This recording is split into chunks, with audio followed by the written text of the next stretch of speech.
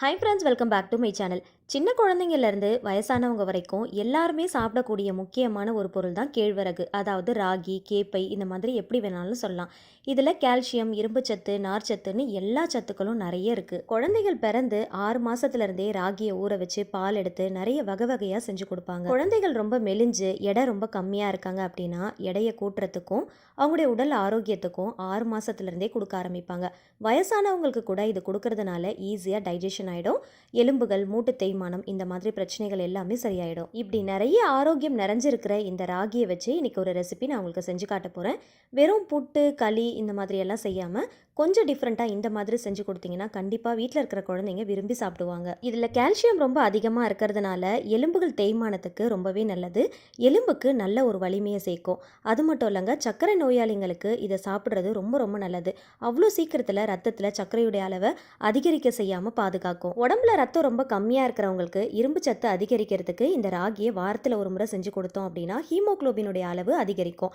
அது மட்டும் இல்லைங்க, உடலுடைய சூட்டை தணித்து உடலை எப்பயுமே குளிர்ச்சியாக வச்சுக்கிறதுக்கு இது ரொம்பவே ஹெல்ப் பண்ணும். மலச்சிக்கலை சரி பண்ணும். தைராய்டு பேஷண்ட்டுக்கு ரொம்ப நல்லது. முக்கியமாக கர்ப்பிணிகளுக்கு ரொம்ப ரொம்ப நல்லது. பாலூற்ற தாய்மார்களுக்கு தேவையான எல்லா சத்துக்களும் இந்த கேழ்வரகுல கிடைக்குது. மலிவான விலையில கிடைக்கிற இந்த கேழ்வரகு மாவை வச்சு இட்லி, தோசை, புட்டு, களி, கஞ்சி, ரொட்டி, பக்கோடா, இனிப்பு உருண்டை இப்படி வகை வகையாக செய்யலாம். ஆனால் இன்னைக்கு நான் உங்களுக்கு ரொம்ப ரொம்ப டிஃப்ரெண்ட்டான டேஸ்டியான ஒரு ரெசிபி செஞ்சு காட்ட போகிறேன். இதில் இருக்கிற சத்துக்களையும் ஆரோக்கியத்தையும் பற்றி நம்ம தெரிஞ்சுக்கிட்டு சாப்பிட்டோன்னா கண்டிப்பாக விரும்பி சாப்பிடுவோம்.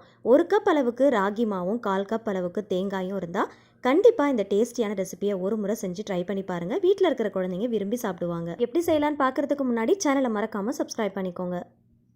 இதை செய்யறதுக்கு ஒரு 1/4 கப் அளவுக்கு தேங்காயை மெல்லிசாக நறுக்கிட்டு மிக்ஸி ஜாரில் சேர்த்துருக்கிறேன்.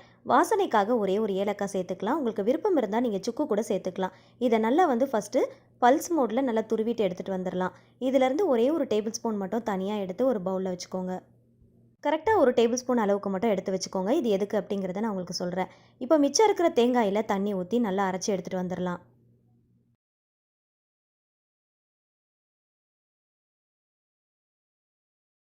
கொஞ்சமாக தண்ணி ஊற்றி நல்லா திக்காக அரைச்சி எடுத்துகிட்டு வந்துடுங்க. இப்போ இதை வடிகட்டி தேங்காய் பால் தான் நம்ம தனியாக எடுக்க போகிறோம். ஃபஸ்ட் டைம் எடுக்கிற தலைப்பால் நல்லா திக்காக எடுத்துக்கோங்க. அடுத்த டைம் நம்ம கொஞ்சமாக தண்ணி ஊற்றி மறுபடியும் அரைச்சி 2வது டைம் பால் வடிகட்டுவோம் இல்லையா? ஸோ அந்த மாதிரி வடிகட்டி சேர்க்கும் போது கரெக்டாக இருக்கும். ஃபஸ்ட்டே அதிகமாக தண்ணி ஊற்றிட்டோம் அப்படின்னா பால் ரொம்ப தண்ணியான மாதிரி ஆகிடும். அதனால் ஃபஸ்ட் டைம் கொஞ்சமாக தண்ணி ஊற்றி நல்லா திக்காக பால் எடுத்துக்கோங்க. அப்போ செகண்ட் டைம் அரைக்கும் போது நமக்கு கரெக்டாக இருக்கும். நல்லா பிழிஞ்சதுக்கப்புறமா அகெயின் மிக்ஸி ஜாரில் போட்டு ஃபஸ்ட் டைம் ஊற்றின தண்ணியை விட கொஞ்சம் கம்மியாகவே ஊற்றி நல்லா அரைச்சிட்டு மறுபடியும் பால் எடுத்தீங்க அப்படின்னா நல்ல தேங்காய் பால் கொஞ்சம் ஓரளவுக்கு திக்காக கிடைக்கும். ஸோ ரெண்டும் சேரும் போது கரெக்டாக இருக்கும். இந்த ரெசிபிக்கு தேங்காய் பால் நல்லா திக்காக இருந்தால் தான் நல்லாயிருக்கும். ரொம்ப திக்காக இருக்கணும்னு அவசியம் இல்லை. ஓரளவுக்கு திக்னஸோடு இருக்கிற மாதிரி பார்த்துக்கோங்க. அப்போ தான் நல்ல டேஸ்ட் கிடைக்கும். இப்போ பாருங்கள், பார்க்கும் போதே தெரியும், இந்த அளவுக்கு திக்னஸோடு எடுத்துக்கோங்க. ஒரு மிக்சிங் பவுலில் 1 கப் அளவுக்கு கேழ்வரகு மாவு சேர்த்துக்கலாம். ஒரு சிட்டிகை அளவுக்கு உப்பு சேர்த்துக்கோங்க. 1 டேபிள் ஸ்பூன் துருவின தேங்காய் எடுத்து வச்சுருந்தோம் இல்லையா, அதை இது கூட சேர்த்துக்கலாம். 3/4 கப் அளவுக்கு நாட்டு சக்கரை சேர்த்து நல்லா கலந்து விட்டுக்கலாம். நாட்டு சக்கரைக்கு பதிலாக நீங்கள் வெல்லம் கூட சேர்த்துக்கலாம். ஆனால் வெள்ளை சக்கரை மட்டும் சேர்க்காதீங்க. நம்ம ஹெல்த்தியாக பண்ண போகிறதுனால நாட்டு சக்கரை, வெல்லம் இந்த மாதிரி சேர்த்துக்கலாம். கருப்பட்டி கூட நீங்கள் சேர்த்துக்கலாம். 1 கப் மாவுக்கு 3/4 கப் அளவுக்கு சேர்த்தீங்க அப்படின்னா கரெக்டாக இருக்கும்.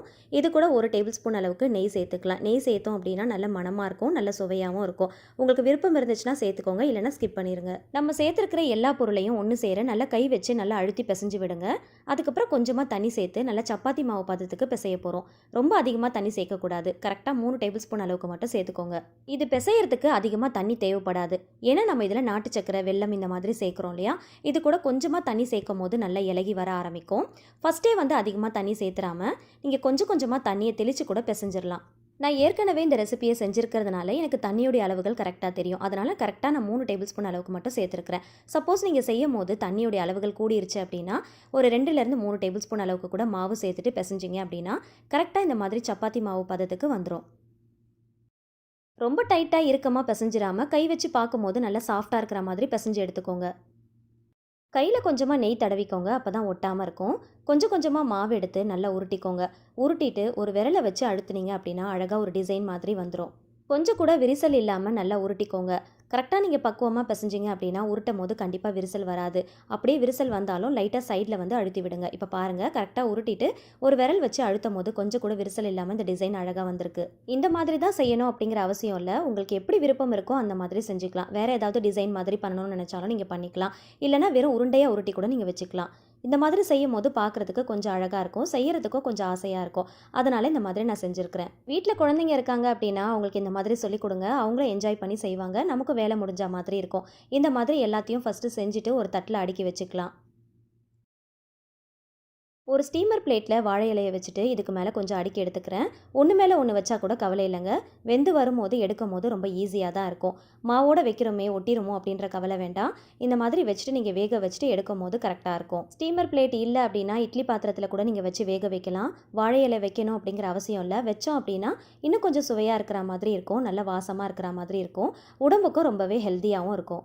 ஆரோக்கியமான முறையில் செய்கிறதுனால கேழ்வரகு மாவு, நாட்டு சக்கரை, வெல்லம், நெய், இது கூடவே வாழை இலை இதெல்லாம் சேர்த்து செய்யும் போது நல்ல மணமாகவும் இருக்கும், நல்ல சுவையாகவும் இருக்கும். 15 நிமிஷத்துக்கு மீடியம் ஃப்ளேமில் வச்சு வேக வச்சிங்கன்னா நல்லா வெந்து வந்துடும். தொட்டு பார்க்கும் போதே நல்லா சாஃப்டாக இருக்கும். ரொம்ப நேரம் வேக விட்டுட்டிங்க அப்படின்னா ஹார்டான மாதிரி ஆகிடும். 15 நிமிஷம் மீடியம் ஃப்ளேமில் வச்சு வேக வச்சுக்கோங்க. கரெக்டாக சாஃப்டாக வெந்து வந்துடும். இது அப்படியே கூட சாப்பிட்லாம். இருந்தாலும் தேங்காய் பாலோடு சேர்த்து சர்வ் பண்ணும்போது டேஸ்ட் ரொம்ப நல்லாயிருக்கும். தேங்காய் பாலில் உங்களுடைய விருப்பத்துக்கு ஏற்ற மாதிரி, டேஸ்ட்டுக்கு ஏற்ற மாதிரி நாட்டு சர்க்கரையோ வெல்லமோ சேர்த்து ஃபஸ்ட்டு நல்லா கலந்துட்டு அதுக்கப்புறம் இதில் ஊற்றி நல்லா ஊற வச்சுட்டு கூட நீங்கள் சர்வ் பண்ணிக்கலாம். இதில் நாட்டு சக்கரை, வெல்லம், தேங்காய் இந்த மாதிரிலாம் சேர்த்து பண்ணியிருக்கிறதுனால அப்படியே சாப்பிட்டாலும் ரொம்ப நல்லாயிருக்கும். இருந்தாலுமே இந்த மாதிரி தேங்காய் பாலை ஊற்றி நல்லா ஊற வச்சுட்டு கொடுக்கும் போது குழந்தைங்க நல்லா விரும்பி சாப்பிடுவாங்க. வயசானவங்களுக்கும் சாப்பிட்றதுக்கு ரொம்ப ஈஸியாக இருக்கும். தேங்காய் பாலோட சேர்த்து சாப்பிடும் போது வயிற்றுப்புண் இருந்தாலும் ஆறிடும். இதில் சேர்த்த பொருளாக இருக்கட்டும், செஞ்ச முறையாக இருக்கட்டும், எல்லாமே ஆரோக்கியமான முறையில் ஆரோக்கியமான பொருள் சேர்த்து தான் பண்ணியிருக்கிறோம்.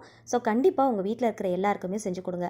வீடியோ பிடிச்சா மறக்காமல் லைக் பண்ணுங்கள். தெரிஞ்ச எல்லாருக்கூடையுமே ஷேர் பண்ணிக்கோங்க. சேனலை மறக்காமல் சப்ஸ்கிரைப் பண்ணிக்கோங்க. தேங்க்ஸ் ஃபார் வாட்சிங்.